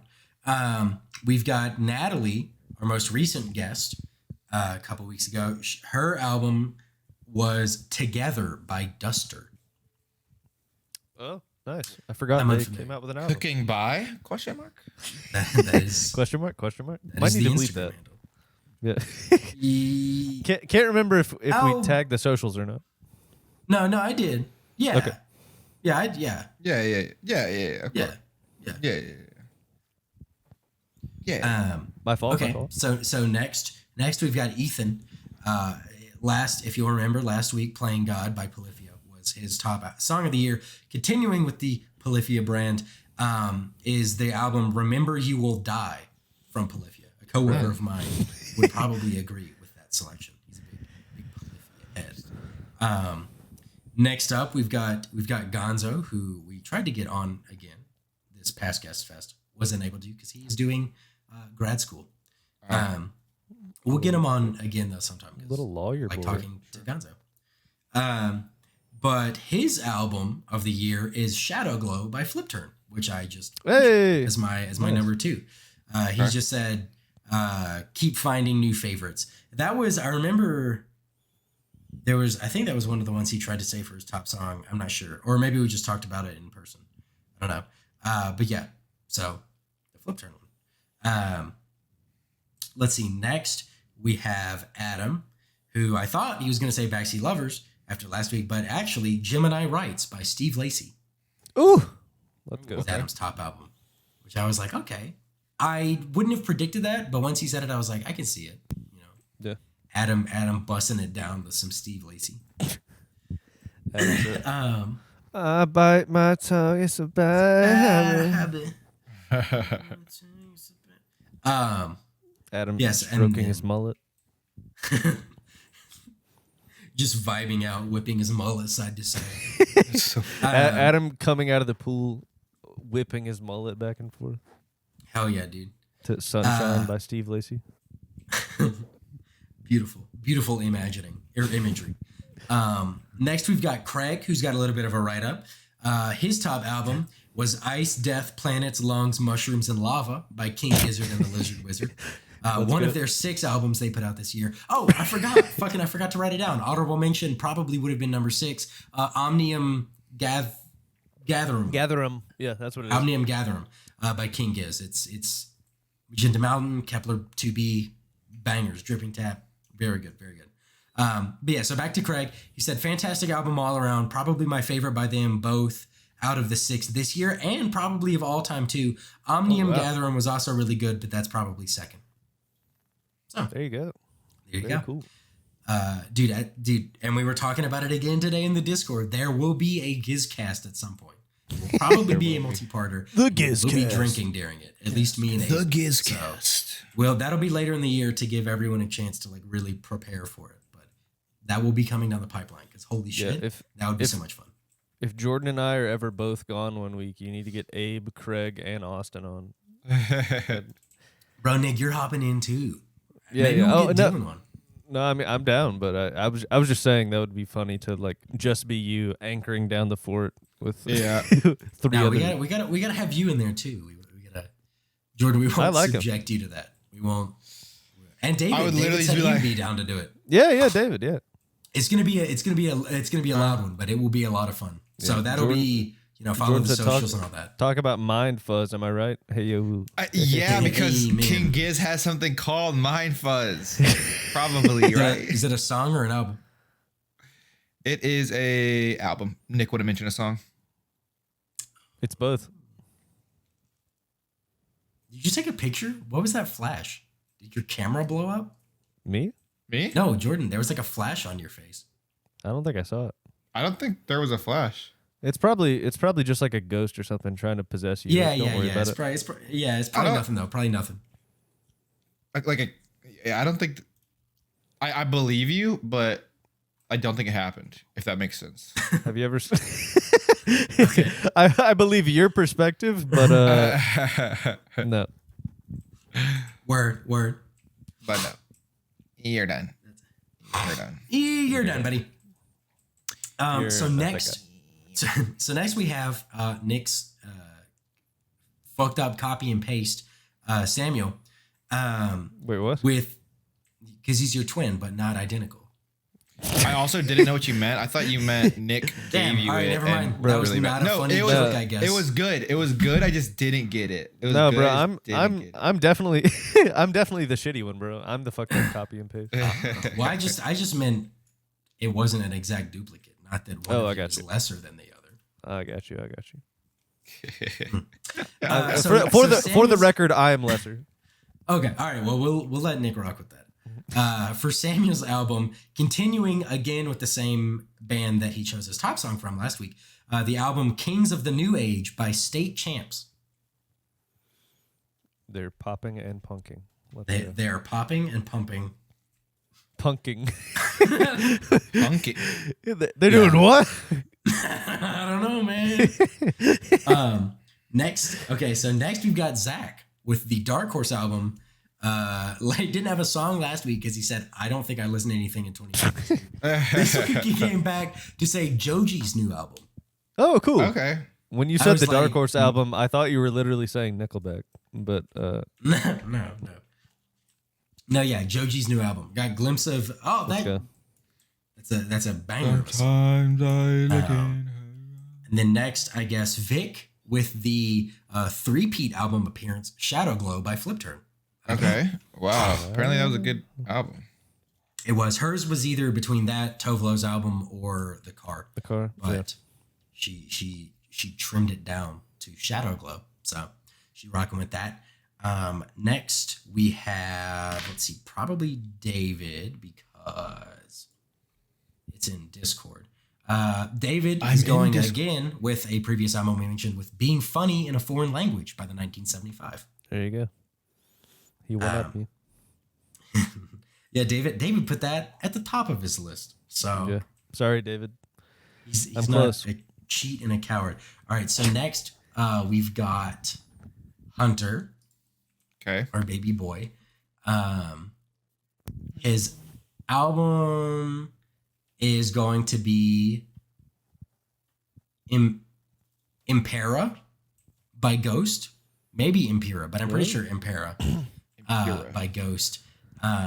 His explanation: Ghost is one of my all-time favorite bands, and I've been following them since their first album. Their new one, Impera, does not disappoint. It feels like they truly found their sound in this album, and I can't recommend it enough. Anyone can enjoy these guys. Don't let their album art scare you away. I can relate to that because when William tried to introduce me to them, I was in a similar boat, and then I listened. I was like, oh shit, okay. He said Spillways is a great song that he recommends off of Impera. So actually, we'll throw that one on the playlist. Right. There you go. Yeah, so Impera by Ghost. I It's swear. Hunter's selection for the year. I haven't listened to this at all, so this is not like a shot at it or anything. It's a Fantano opinion, but I think Fantano put this on his worst albums of the year list.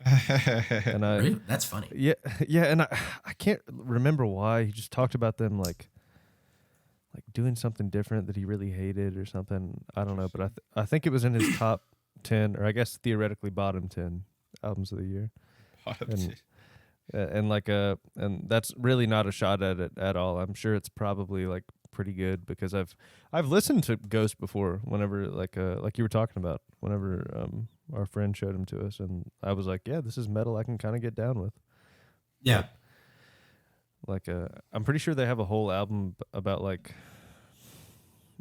saving whales or something. Like they're like very like pro environmentalism. Like Yeah, that's because that's one of the things that I remember William when he first like started showing them to us. That was one of the things he like discussed. It's like you wouldn't think that this would be a passionate cause, but I love it. it's certainly like very unique, but at the same Yeah. time, it's like they're pretty cool. Yeah. So yeah, that's a Fantano be damned. That's Hunter's pick for Fantano album. be Yeah. damned. Sorry, Fantano. But he gave Cave World by Viagra Boys his number 3 spot of the year. So he's right about So something. you support him now? So confirmation? yeah, I changed my mind. Yep. So he's probably right about this one too. The myth of liking music. Isn't there someone you forgot to ask? Thank you, Fantano. That was a good meme. Yeah, so Abe, we have his album of the year, and he's got a killer write up, Come just on like now. last week. Come on, Abe. Come on. We talked about it last week. Give this man a column somewhere, some sort of editorial. I want to read his thoughts. Let him cook. Bro, give him like a college town music letter newspaper that he's the chief editor for. There you go. That would be cooking. Absolutely. Run that shit like the Navy. Oh, dude, I know she runs that shit like the Navy. But yeah, so his album of the year is going to be Hellfire by Black Midi. If you follow him on Twitter, that should come as no surprise. Yeah. Loves it. But his write-up, I feel like these days in popular music, there's so much to call back to the biggest stars and trends of the past, whether it be the unabashed throwbacks to the 70s and 80s that we've seen from most mainstream artists, to the varying success of addressing social issues through the lyrics, either direct or abstract. Current music releases have been dealing with the eventful last year and a half or whatever year span is provided. However, I can't think of anything that is more emblematic of our times as Black Midi's Hellfire. Even though it's not as direct and as biting as other media in the past few years, the work that these guys have churned out back in July, and coincidentally during the hottest week on record for the UK, is astonishing through its various vignettes of people being sent to damnation, such as committing war crimes, murder, and unrequited love. Although tangled and misconstrued by revealing these disparate yet connected stories, Black Midi is able to show these stories in a cohesive way, yet making each cut stand out from each other. Whenever it be the assassination, whether it be the assassination of a boxer by a child, a nearly dead performer trying to show his worth to an apathetic audience, to a lover longing to see somebody who does not care for them, the band presents these stories in a varied and brutal way through their unique blend of noise, math rock, prog rock, and even cabaret influences. This is a must listen to those who have ears, and it's a wild 36 minutes from start to end, employing catchy riffs and yellable refrains. If you ever see them live, please drive as far as you can and make sure to wear earplugs and nose plugs because some of those folks reek at the shows. He's so real, dude. He keeps it so it's real. Fucking incredible. Get this man a column. Get this man on. The same guy who we talked about for Giz, who we talked about for Ghost, he went to see a Black Midi concert. It was a co-headline with this other band called Black Country New Road that had like a really great album that came out this year. But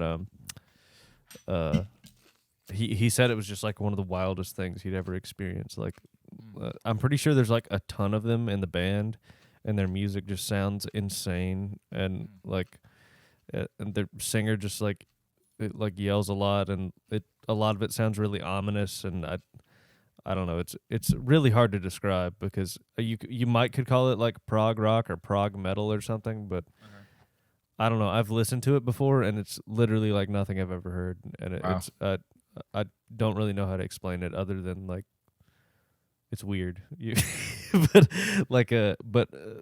This description of it makes me want to check this album out. Okay. They have a song that I like that I gotta look up the name of, but I think it's like one of their most popular songs. But yeah, that band is insane. It's Yeah, he was telling me about the show when we were driving out to St. King Giz. We were just talking about shit, and he said that show was fucking crazy. Yeah, but Marlene Dietrich is the song that I like, and it doesn't sound like a single other song that I've heard them put out. So It'd be like that sometimes. Yep. There's a band like that I fucking love. Oh, the Happy Fits. Their song "Too Late." I love that song. None of their other music sounds like that, and it's a tragedy. Same with Slow Dance Part 2 by The Giants, ? Yeah, it's always a rip when you have that happen. Couldn't tell you. Old boy. Yeah, well, I guess we can finish up the guests with Austin because he's the only one who has an audio clip. Let's go.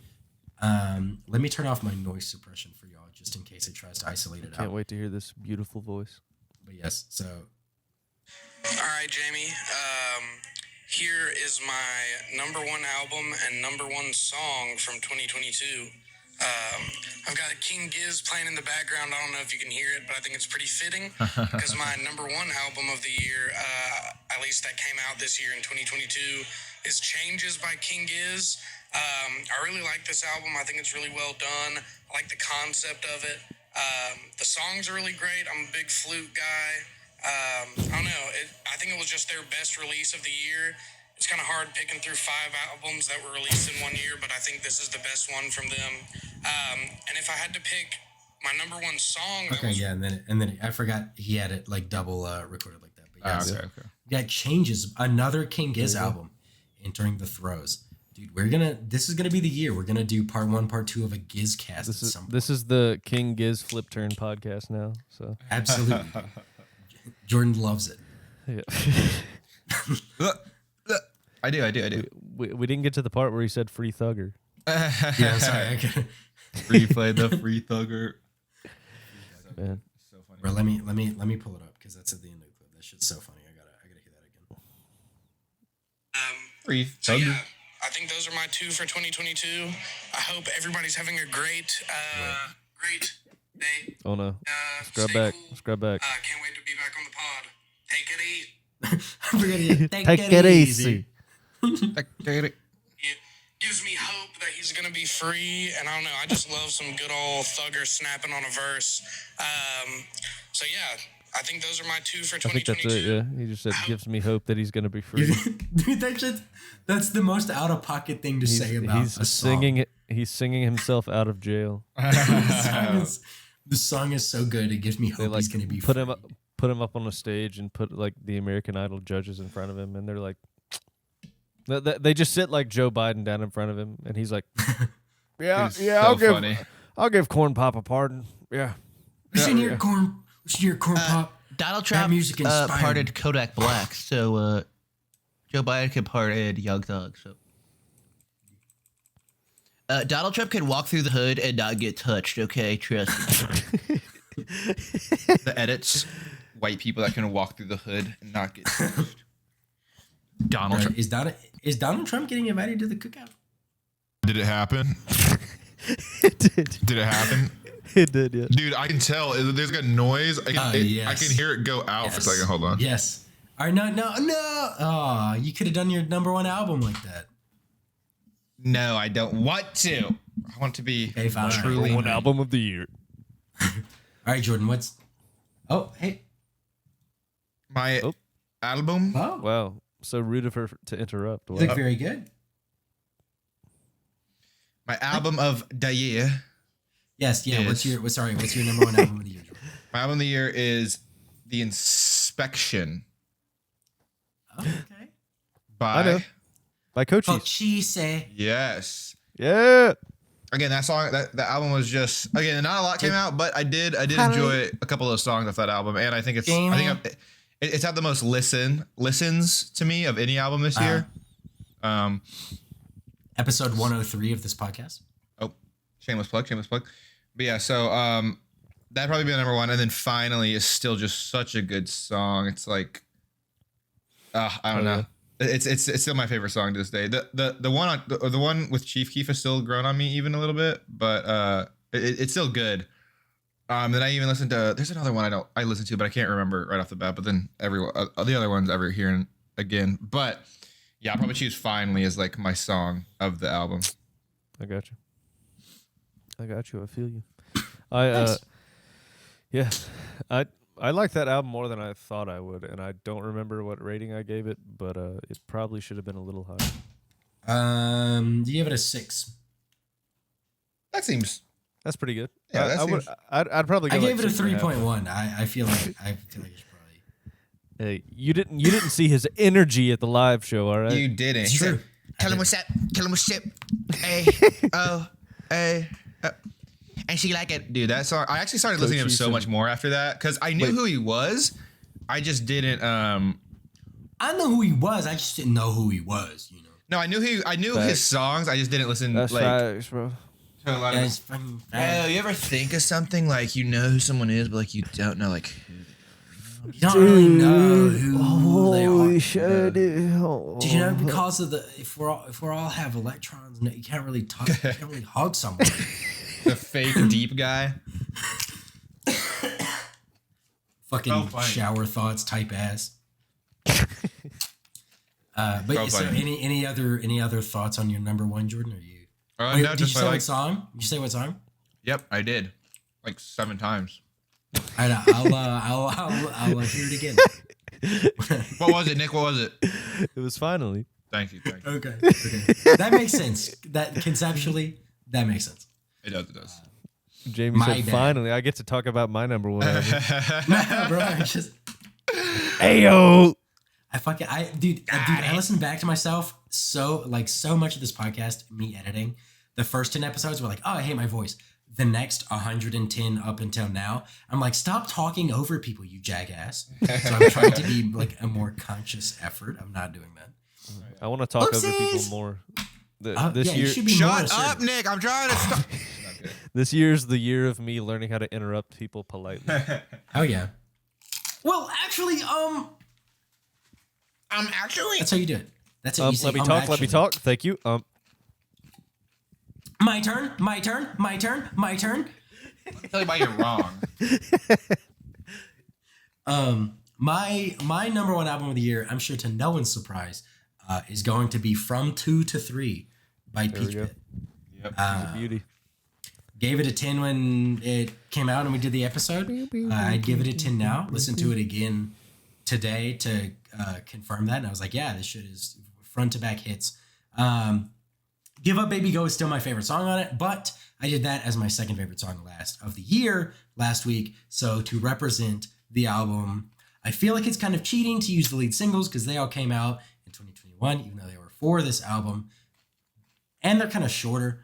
So I'm going to use Everything About You from the album. Nice.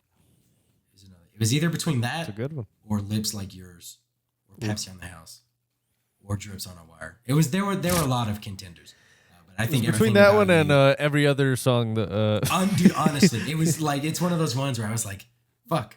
I feel you. Yeah, just Everything About You, like it's a great song. It starts off as like one song and then it kind of transitions, and by the end of it, it's a different song, and it's got like really good danceability to it and shit. So I feel like it's very emblematic of a lot of the record. Yeah, so I feel you. I'd be rocking with that one. I hear you. You're seen. I understand. I appreciate that. I feel Peach Pit number one album from Jamie. I feel heard and I feel validated. Who would have thought? Right? What a surprise.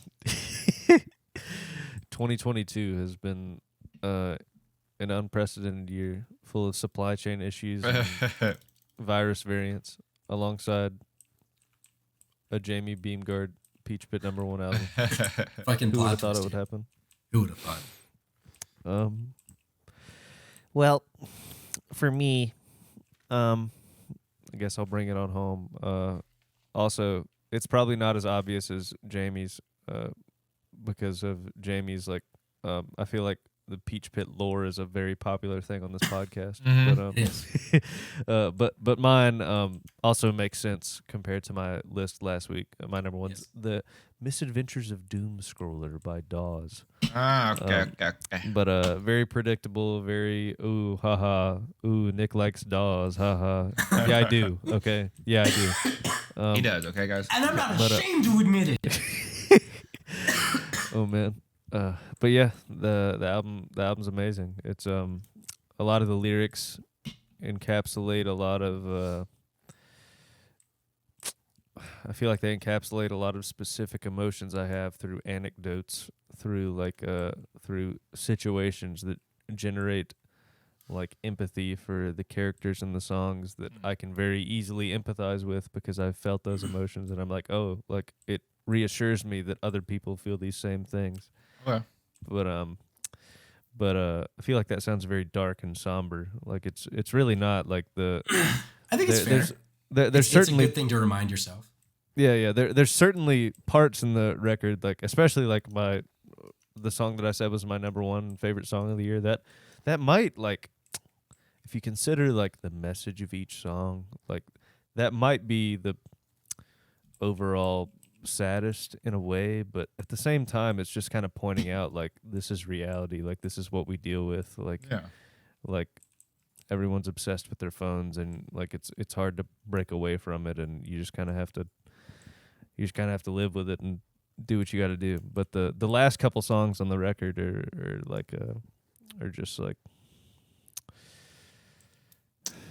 they're just really great. I think I've said it before. They're like Forrest Gump songs. They're like or like one of those movies you see when you're a kid that's like that feels formative, that feels like an epic, that feels like it like tells this like broad ranging like lifelong story. Like I feel like they wrap that up in like 7 minutes in the last two songs. Okay. But yeah, they're pretty great. And my number one song of the year was Everything Is Permanent. So I'll pick a different one for the playlist. I think I'll do the first song in there is really good. It's two different songs back to back, listed in the same song, and it's like 10 minutes long. But I'm not gonna do that. I'm gonna do I'm gonna do Joke in There Somewhere. Yeah. Yep. It's a great little low key song about trying to find the levity and all the bad things that are happening around us. Yeah. Nice. But yeah, there you go. My boys hit number one again on boys the fucking topping on out. the Nick Billboard charts. They're number one. All right. Mine would have been the same as well, but in a plot twist of the ages. While I was driving to North Carolina last week, I listened to Get Better, and I was like, it's got to be number one. Sorry, Peach Pit Boys. Sorry, Neil.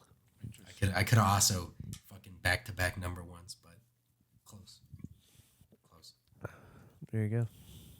Yeah, well, I guess Oh! Just knocked the glass on. Hang on. Jamie's pissed. No, it was an empty glass, but I knocked it onto a guitar, and it was doing like a reverb thing with it because it was an acoustic. I just had to make sure it wasn't like fucking up the audio or anything. Yeah, well, I guess with that's everyone's albums of the year, and with that we can conclude our 2020, technically 2022 season of Listen Up podcast. Like we said, this episode was supposed to come out the day after New Year's. It's hopefully coming out the Friday after New Year's. Forget about it. Or no, Thursday, because tomorrow's Thursday. Today's Wednesday. I forgot what day of the week it was, like 4 times today.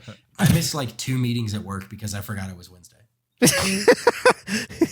I mean, I wasn't important, and I was working on an important task, so like I would have not gone to them anyways. I just accidentally didn't go to them because I fucking forgot what day of the week it was.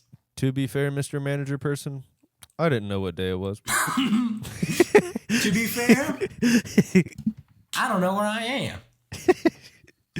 Hope that shed some light on the situation. No, that was funny as fuck. I was like heating up lunch, and I got a text from someone. They're like, "You hopping in the meeting?" I was like, "Oh shit, no."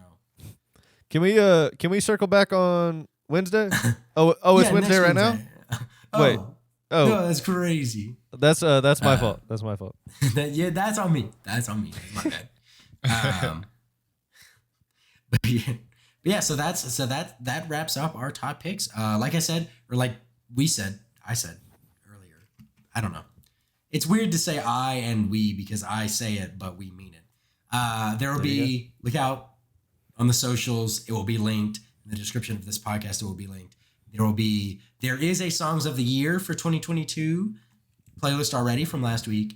There will be a song that we mentioned throughout the show in a playlist for this week.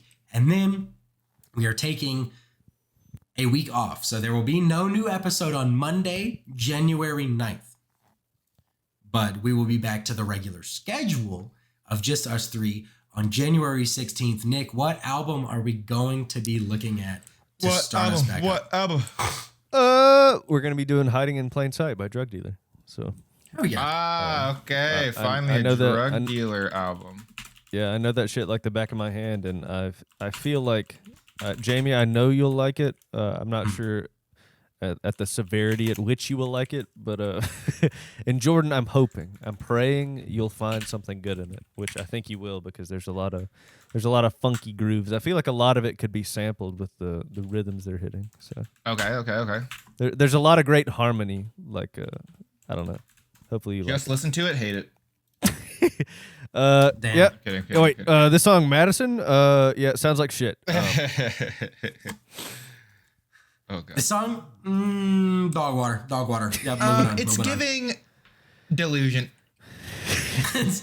He's selling. He's selling. He's selling. He's literally a bot. Literally, It's man, giving literally. you bot album. Yeah, well, I guess I'm not used to not doing recent listings, but obviously we've been listening to shit for this, so Yeah. Yeah. we've think- gone on I long think- enough. Yeah, like the only thing outside of all this other shit that I've been listening to is podcasts, and I recently got pretty into Mac DeMarco for some reason, and Little salad days guy, little Nicole Adam type. I listened to every one of his albums, so and they really do get, well, for the most part, they get better as they go. Okay. I think This Old Dog is my favorite. But Nice. Yep. I have not done a deep dive, but I feel like I should, because I like a lot of his like one-offs that I've heard.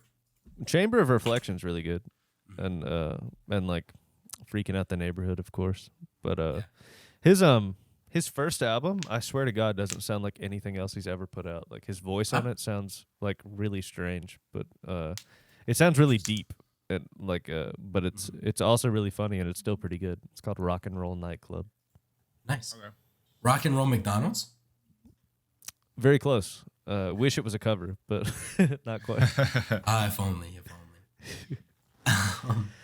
But yeah. So with that, I guess there's nothing left to do but outro. We just went over the episode structure. So yeah, so. reminder: no new episode on the 9th. This episode should be out the 5th.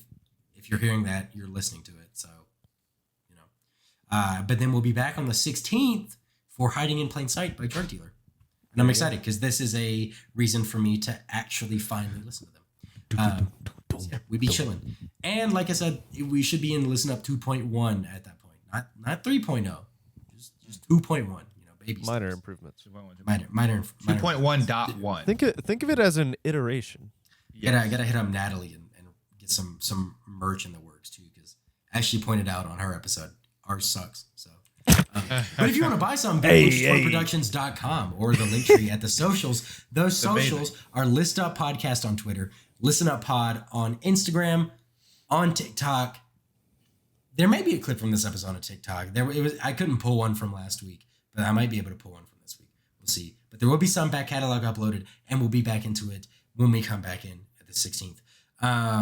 Follow those socials. You can find them in the description of this podcast, as well as at the link tree at those socials. You can then branch out to any of them, like how link trees work.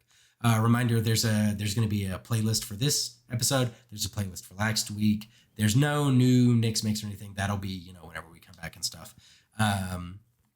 If you're on YouTube, like, subscribe, ring the bell. Audio platforms, rating, reviews, those help out. If you want to share all of this, you can be like, hey, you got a week off. Go through, pick some shit. Probably from like episode 15 on, unless you really love some of the other albums. It took a while for us to get our groove. Indeed.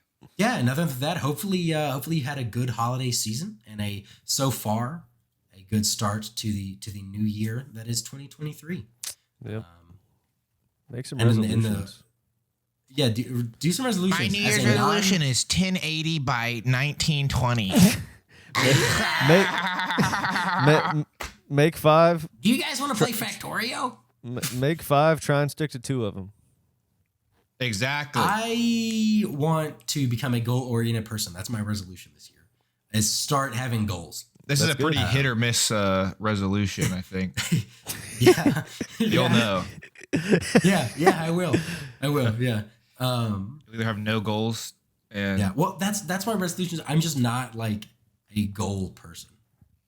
I just feel like that. I ping pong around and vibe out. I'm more of a vibe guy. I'm more of a vibey guy.